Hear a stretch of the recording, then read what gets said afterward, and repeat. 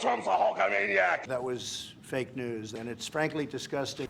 Hello and welcome back to WrestleMe Weekly. This is a run-through of a bit of a southeastern tour of the NWA's WCW Nitro, and we begin with a match for the Canadian Championship held by Owen Hart and Stone Cold Steve Austin, after defeating Rick Martel at Starrcade, said that there's no Canadian that could defeat him, and that triggered Owen Hart.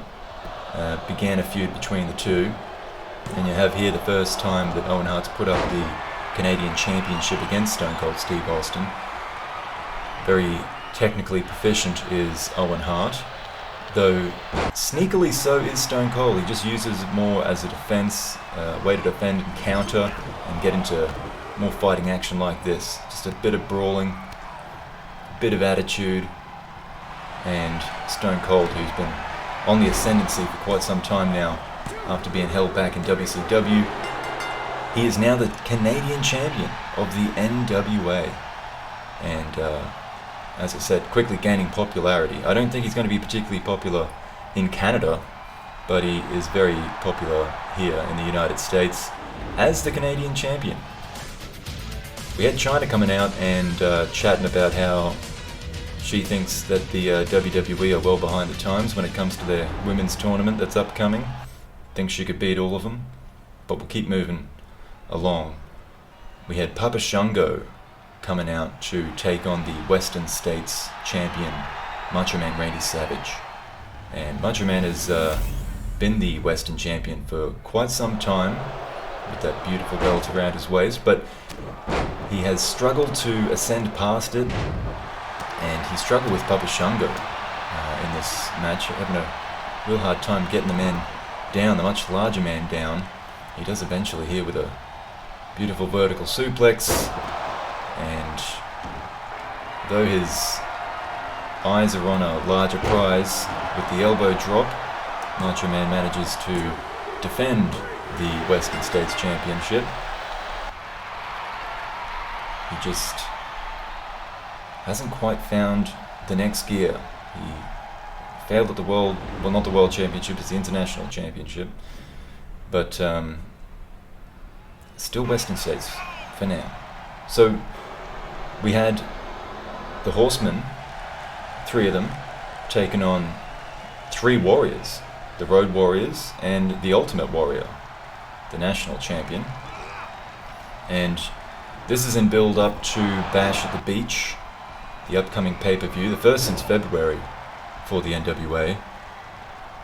And the current WCW World Tag Team Champions will be defending, well, not really defending, I guess those will be on the line, but it's to, oh, look at this disgusting behavior from Corbin and Vader, just double teaming Ultimate Warrior there. But it'll be the Road Warriors versus DiBiase and Vader for the new NWA World Tag Team Championships. You see there the ring cleared by Animal, giving way for Ultimate Warrior to hit that Olympic slam, only for Vader to break it up. The ring's cleared again, a beautiful shooting star press from the national champion of the NWA, and that'll be it. He got his revenge, did Ultimate Warrior, over Baron Corbin, but, or Happy Corbin as he likes to be called, but it'll be the other two Warriors taking on the other two Horsemen at the Bash at the Beach. We had here Sid, who said that he wants the winner of the world title match at Bash at the Beach. Getting a bit of a scare. Out of the darkness comes his next challenger. The Undertaker says no. I will be number one contender, in not so many words. So perhaps they will face off at Bash at the Beach to determine who will be next. We shoot up to Michigan, where we had the Rock and Roll Express taking on the Outsiders. Making waves are the Outsiders since joining from the WWE, having been fired from that promotion after an incident on a European tour. We still haven't got all the details about that, but here they are in the NWA and being bullies to the Rock and Roll Express. Though, look at this. Beautiful agility, great German suplex from Gibson, although that stopped him right in his tracks. Big boot to the chin. So, I mean, these two are very skillful individuals, the Rock and Roll Express, and they made a good account of themselves here. See this from Morton, ducking the chop, twisting up the legs of Scott Hall, and then stomping his face into the mat. That can't feel good, and Kevin Nash felt the need to break up the pin. He's thrown out of the ring, and we've got a submission hold here. The crossface from Morton on Scott Hall. He manages to fight out of it, but you can tell he's worse for wear as a result. I'm just going to go for a slam off the turnbuckle here, Scott Hall, but that's fought out of as well. So the Outsiders, despite having a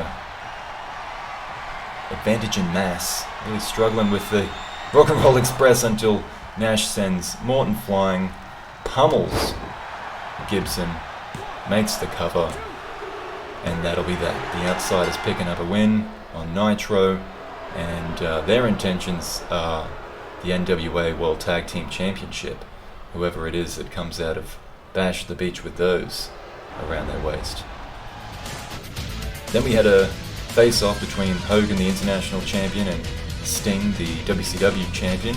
They will meet to declare the NWA World Heavyweight Champion at Bash at the Beach. Japan! PWJ. We've got a title match here. Akira Tozawa taking on Kazuchika Okada, the reigning PWJ champion, the man that defeated the long-standing champion Yokozuna. Look at that gorgeous belt. And it was a very different matchup for Okada than Yokozuna. The quickness, the kicks from Tozawa. He had Okada in trouble early. Not quite enough to keep him down yet, though. Look at this, the back landing on that leg, tearing the ligaments surely of Kazuchika Okada's leg. That was nasty looking, and it could be it. No, kick out from Okada. Here's a neck breaker. It's a signature move of the champion. Delivers it perfectly, and then the Rainmaker Larry nails it, clocks Tozawa. This could be it. Oh no, I mean, there was almost nothing left in that. Okada's going to go for it again. Tozawa counters, running Hurricanrana. Goes up top again. If he hits that leg again, it might come off. No, he's nailed the torso. I think that was a bit of a cleaner version of the move. And this could be it for Okada. He kicks out again. And then finds the room for the tombstone. Nails it. Bam. That's it. Surely not. Tozawa can't kick out of a tombstone. Okada retains the championship after a fantastic match between the two. Okada remains the PWJ heavyweight champion. Keeps that gorgeous belt around his waist. Good for him. And it'll be interesting to see the NWA, how they incorporate the Japanese scene. To stay, make a good lucha thing. In the coming weeks, similar to that, we're here in Mexico City, and there's plenty of talented luchadors that might make an appearance on Nitro at some point. We had the man you just heard from, Kalisto, taking on this scary-looking fellow, Penta. And Kalisto with the high-flying moves, the acrobatics, he's fantastic at that, but this is what Penta's good at. A unique and devastating type of striking offense. You see here, brutal powerbomb, and then lifts him up only to crack him in the skull with a knee. That could be it for Kalisto. He takes the easy option with the rope break, but then you see the referee going down there. Penta takes advantage with a chair shot. I don't know how the referee didn't quite catch that, but he didn't. And Penta finishes Kalisto with another knee to the head. And that'll be that. Rubbing salt in the wound after the fact as well. Penta remains the LLM champion after a fantastic bout. Thank you very much for watching this video. Until next time, have a good one.